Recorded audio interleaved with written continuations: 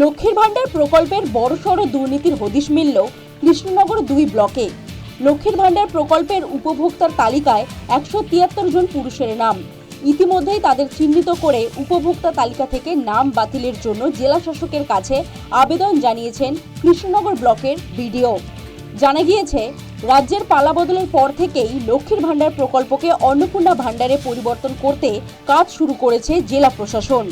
এরপরই নজরে আসে লক্ষ্মীর ভান্ডারে উপভোক্তা তালিকায় পুরুষদের নাম। সোমবার মুখ্যমন্ত্রী শুভেন্দু অধিকারীও জানান, অনেক পুরুষের খোঁজ মিলেছে, এদের বিরুদ্ধে সিআইডি তদন্ত হবে।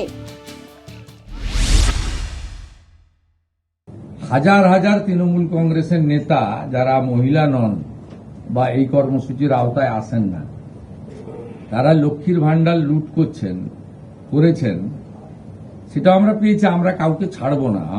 আমি ডিজিপিকে বলেছি সিট গঠন করতে,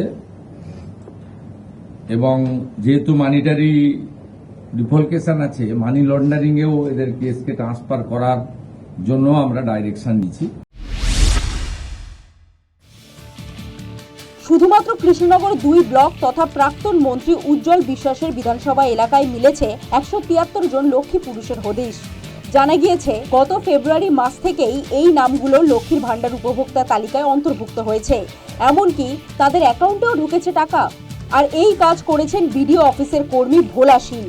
ইতিমধ্যেই তাকে ফোকাস করা হয়েছে। পলাতক অভিযুক্তকে ফাঁসানো হয়েছে বলে দাবি পরিবারের। বিডিও সাহেব শোকজের নোটিশ দিয়েছে, এই ব্যাপারে কিছু জানেন? শোকজের নোটিশ দিয়েছে সেটা জানি, তাছাড়া শোকজটাও কি সেটাও বলতে পারবো না। ছেলে কোথায়? ছেলে তো কলকাতায় গেছে ডাক্তার দেখাইতে। ছেলে কতদিন কাজ করছে বিডিও অফিসে? তা 3-4 বছর। 3-4 বছর কাজ করছে। আগে কি করতো? আগে পঞ্চায়েতে কাজ করতো। চারিদিকে তো এই এখন তৃণমূলকে বেশি প্রেশার সৃষ্টি করতে আছে, আর সেই প্রেশারের কারণের জন্যই ও শিকার হয়ে যায়, মানুষ শিকার হয়ে যায় তৃণমূলের। তৃণমূল করেন বলে কি চক্রান্ত? হ্যাঁ, তৃণমূলের কারণের জন্যই চক্রান্ত। একটি অঞ্চলে 173 জন লক্ষ্মী ছেলের খোঁজ মিলেছে। আর কত লক্ষ্মী ছেলে লুকিয়ে রয়েছে তালিকায়?